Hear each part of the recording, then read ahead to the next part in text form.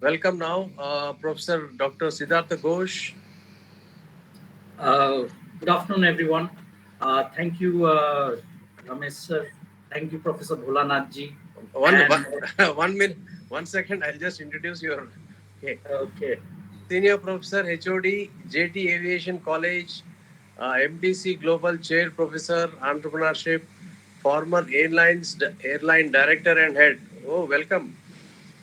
thank you, Nice. sir. Thank you, Ramesh sir. Thank you, Professor Bholanath ji, and my dear MTC Global Fraternity. So it's a honor for me to speak at this forum. So I have some points which I would cover it in short because of time constraint. First of all, last 1.5 years, 2 years has been a challenging time for the entire world, and whatever be the situation, this can turn out to be the turning point for the coming years. This can be taken as a stepping stone for the education sector for like 30 years from now. This can be treated as a learning experience, right? The first thing which we have learned in this 1.5 2 years is our dependence, our focus on digitalization and dominance of AI, artificial intelligence. That's my first area which I want to share with you. Digitalization has been saving us during this pandemic times when we are working from home, students studying from home, and this has to enhance. This has to enhance in the coming years, coming decades. That's number one. And this focus, the digitalization focus, the automation focus, will lead to the concept of anywhere, anytime learning. Anywhere, anytime learning is something, as my esteemed, the one of the esteemed speaker was sharing. Uh, it has become more affordable. It's more within the budget of various universities and colleges. So this is one of the things which will come up, anywhere, anytime learning. Also, the fact that a new way of collaboration between universities and colleges, even schools across the globe, will take focus, and the world will become a global village, having borderless education. As the chief guest, honorable chief guest, was sharing in the morning, like there will be a borderless education. Most of the curriculum, majority of the curriculum, will be uh, uh, applicable throughout the universities across the globe. Number two, the regulations will be a lot lesser. Currently, various countries, most of the countries, they have strict regulations regarding the academic routes and procedures. So that will come down to a large extent if if the movement is made borderless. The third point which I want to highlight is customization. Customization and personalization of education as per student needs. Not everybody doesn't need to study all the areas, all the subjects. The student need to focus on his core area, his specialization, right? So that is one of the areas which will be a focal point in the coming years.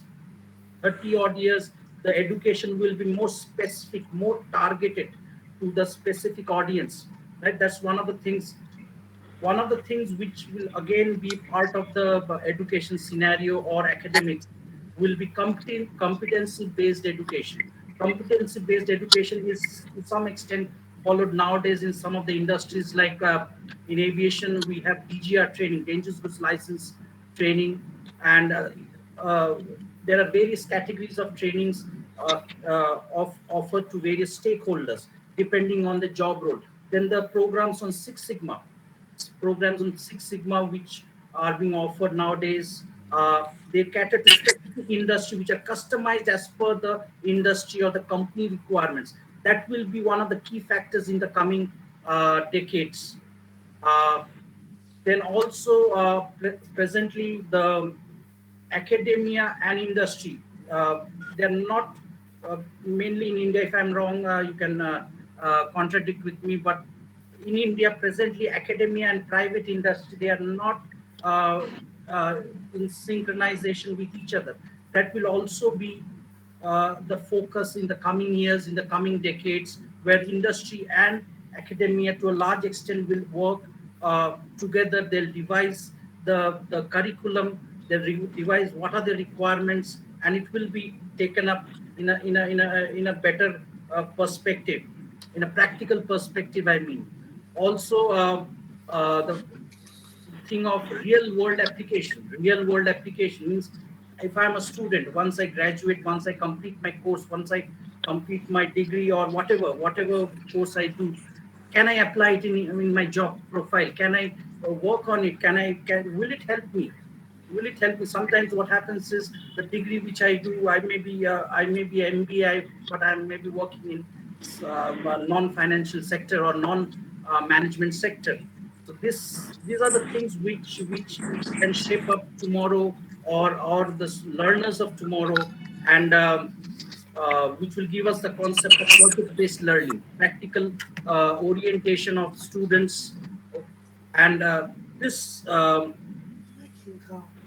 This setup probably will give more motivation to students, more motivation, encouragement to student, and the student will take ownership of the subject.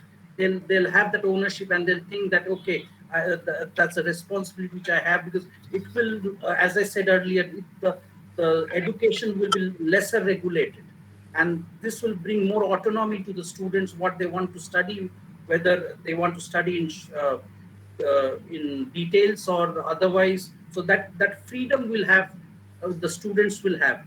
Now, from educators perspective, from educators perspective, we all need to be more adaptable. We will be more adaptable maybe in the coming years, and adaptable to the change, adaptable to the requirements. Also, the flexibility part has to be taken care of, depending on the student requirement, depending on the stakeholder requirement. We we need to be more of a planner, analyst, problem solvers, even a catalyst of inventive approach, new set. So there, what I believe is there will not be a set platform to a large extent, a set of procedures. It will be on a one-to-one basis. It will be customized, as I said earlier, right? One of the questions which was asked in initial stages by one of the esteemed delegates was on entrepreneurship.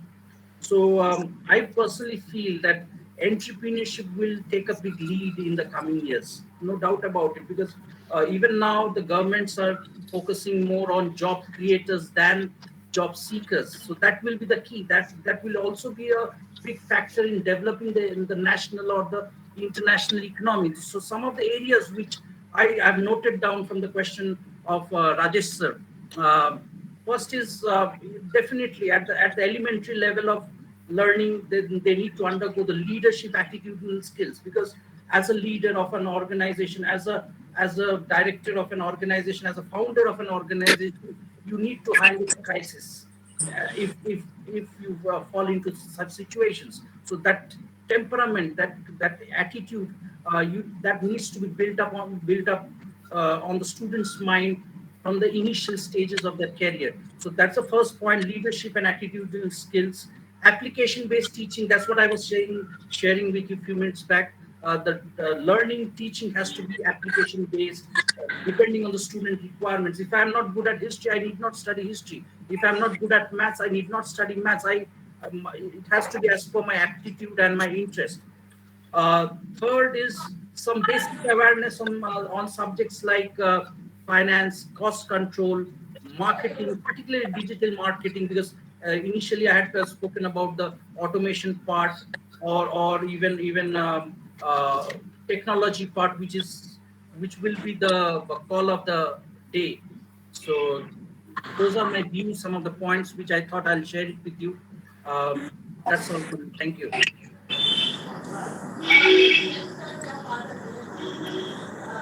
Any questions Yes, which you have? I mean, wonderful, Dr. Siddhartha. Okay, your focus is anytime, anywhere learning.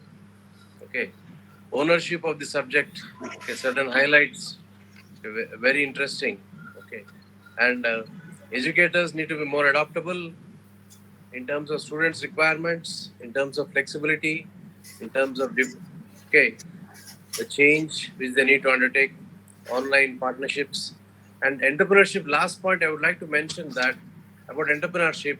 Let us not assume that every student will be an entrepreneur.